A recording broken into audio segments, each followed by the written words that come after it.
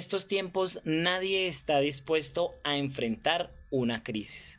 Vemos a aquellas personas que se encuentran en la esfera política del país, aquellas personas que tienen muchos recursos, toman esas decisiones que pueden afectar a miles de personas solo para evitarse un pequeño momento de crisis. También vemos los matrimonios, aquellos matrimonios que empiezan a tener algunos conflictos y por estos conflictos toman la decisión de divorciarse porque no quieren enfrentar la crisis. Vemos a los jóvenes que toman decisiones sin pensar, tienen relaciones sexuales antes del matrimonio, quedan embarazados y para no enfrentar la crisis acuden al aborto. O un ejemplo más práctico, necesitamos algo en casa, hace falta algún implemento, hay alguna necesidad puntual y no tenemos el recurso, no nos disponemos a ahorrarlo, sino que inmediatamente recurrimos al préstamo o a la tarjeta porque no queremos enfrentar la crisis. Y muy seguramente muchos estemos pasando hoy por una crisis, por alguna situación difícil. Y seguramente podemos estar teniendo la tentación o en nuestra mente soluciones que son incorrectas o inmorales. Pero hoy quiero invitarte a que tomes una firme decisión. Enfrenta la crisis con fe. Y hoy quiero que veamos cómo enfrentar la crisis con fe a la luz de un pasaje bíblico que encontramos en el Evangelio de Juan, capítulo 11, versículos del 1 al 44.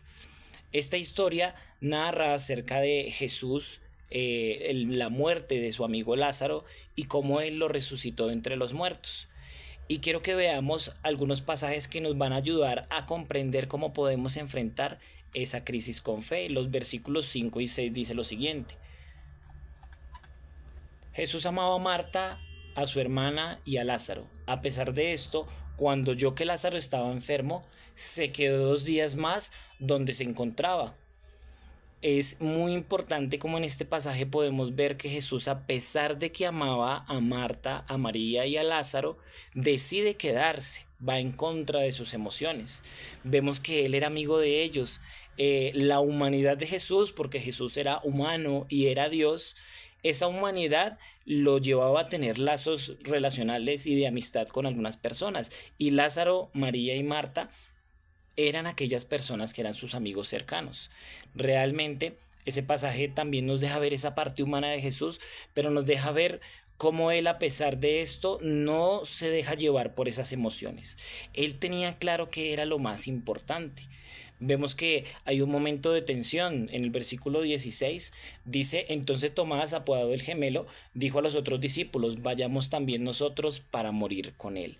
Había un momento de tensión. Los judíos, es decir, las órdenes religiosas de los judíos habían estado persiguiendo a Jesús, habían estado intentando arrestarlo por una fuerte discusión que tuvieron capítulos anteriores. Entonces ellos huyeron de Jerusalén para evitar ser capturados y ahora Jesús lo que estaba buscando era regresar. Para Tomás, Jesús no estaba teniendo en cuenta el bienestar de ellos. Para Jesús no era su prioridad. Y es que si nosotros es que queremos enfrentar las crisis con fe, en primer lugar debemos colocar en orden nuestras prioridades. Y eso es lo que está haciendo Jesús. Él no está poniendo sus emociones por encima de aquello que era mucho más importante. Podemos ver más adelante que Jesús realmente tenía una relación profunda con el Padre, que Jesús mantenía en constante comunicación con él. Vemos en el versículo 41. Dice lo siguiente: entonces quitaron la piedra. Jesús, alzando la vista, dijo: Padre, te doy gracias porque me has escuchado. Y el versículo 42 dice: ya sabía yo que siempre me escuchas, pero lo dije por la gente que está aquí presente para que crean que tú me enviaste.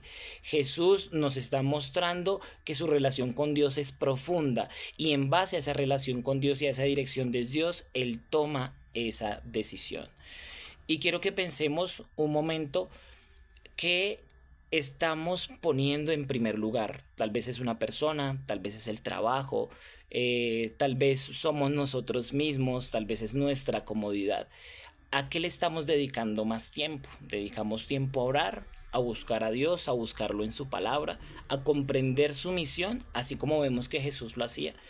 Y les puedo asegurar que la fe nunca va a estar en desproporción a nuestra relación con Dios. Porque Romanos 10, versículo 17 dice, así que la fe es por el oír y el oír por la palabra de Dios.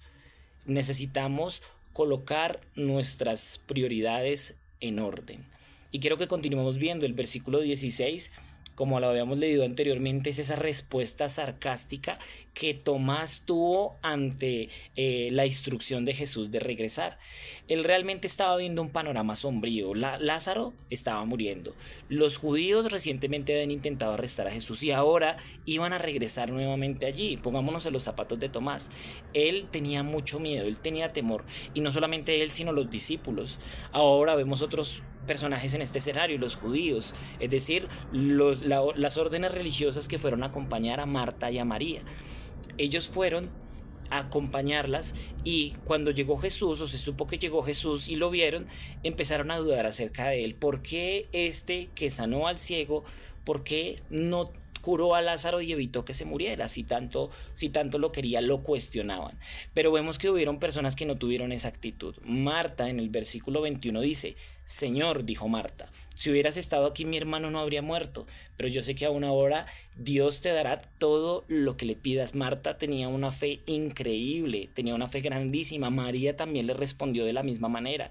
A pesar de lo tristes que estaban, respondieron diciendo, yo sé que si tú hubieras estado hubieras hecho un milagro. Es una actitud que no tuvo ninguno de estos dos otros personajes que realmente tenían un conocimiento de la fe. Ellas eran mujeres sencillas y creían en esto. Y sabemos que Marta dice en el versículo 24, yo sé que resucitará la resurrección en el día final. Ella creía algo que ni aún la orden de los saduceos creía. Jesús lo que hace es responder con una frase célebre sumamente importante para este pasaje, versículos 25 y 26. Entonces Jesús dijo, yo soy la resurrección y la vida, el que cree en mí vivirá, aunque muera. Todo el que vive y cree en mí no morirá jamás. ¿Crees esto? Él estaba haciendo crecer su fe. Ella tenía algo de fe, una fe que no comprendía muy bien qué era lo que Dios quería, pero Jesús quería aclarar esa fe y hacerla crecer, hacerla ser grande y prepararla para la victoria. Y es que para nosotros vencer las crisis por medio de la fe, para vencer las crisis con fe, en segundo lugar debemos confiar en la victoria de Jesús. Debemos confiar en lo que Jesús está haciendo. A los judíos les faltaba confianza en Jesús, a sus discípulos les faltaba confianza en Jesús. Y es que pensamos que la vida se trata de acumular, se trata de sobresalir, de prestigio, de poder. Y hoy muchos siguen impulsados por esto que fue el evangelio de la prosperidad y siguen pensando que el propósito de Dios es que ellos tengan muchas cosas. Pero realmente para Dios su prioridad no es nuestra comodidad, para Dios su prioridad es nuestro carácter, es nuestro crecimiento. Y si para esto se necesita sufrir un poco más, muy seguramente lo haremos. Pero la idea del Señor Jesús no era sufrir por sufrir. Jesús no fue a esa cruz solamente para morir, sino que Él salió de allí para vencer la muerte, para resucitar al tercer día y para llevarse la gloria. Esa fue la razón por la que Él hizo esto. Y tu vida realmente se trata de esa victoria de Jesús. Jesús te salvó para llevarse la gloria. Y no hay mayor ganancia que esta. No hay otro motivo de celebración y si fuera la única razón para celebrar, sería mucho más que suficiente. La victoria de Jesús no fue temporal, no fue vana, no fue por un gobierno, no fue por un terreno, sino que fue eterna, fue para la vida eterna tuya y para la vida eterna mía. Confiemos en la victoria de Jesús, que tu vida celebre constantemente esa victoria de Jesús y todo lo demás va a pasar. Todo lo demás realmente no tiene tanta importancia como esto. Es importante que en esas crisis en las que podemos perderlo todo, recordemos que nadie nos puede quitar la victoria de Jesús. Y por último quiero que veamos los versículos 9 y 10 que dicen lo siguiente: ¿acaso el día no tiene 12 horas? El que anda de día no tropieza, porque tiene la luz de este mundo, pero el que anda de noche sí tropieza, porque no tiene luz. Ellos no sabían cuál era el plan de Dios, pero Jesús sí tenía claro cuál era su camino. Vemos que él sabía que debía regresar a Jerusalén. Él caminaba en el plan de Dios. Él sabía que el plan de Dios era sufrimiento, era su muerte, pero también confiaba en que más allá de eso había una resurrección. Y eso era lo que le estaba invitando a Marta y a María. Crean que Dios, a pesar de esto que está pasando, va a ser algo mucho mejor, va a ser algo mucho más grande. Los sueños de Dios tienen una gran diferencia con los sueños humanos, con la forma de ver humana, y es que los sueños de Dios son mucho más grandes. Y cuando Dios está en primer lugar en nuestra vida, su palabra se convierte en todo lo que nosotros hacemos. El Espíritu Santo comienza a inquietarnos y nos pone carga en el corazón por hacer su voluntad, por hacer lo que Él desea ver por medio de nosotros, por llegar a otros, por alcanzarlos con su palabra.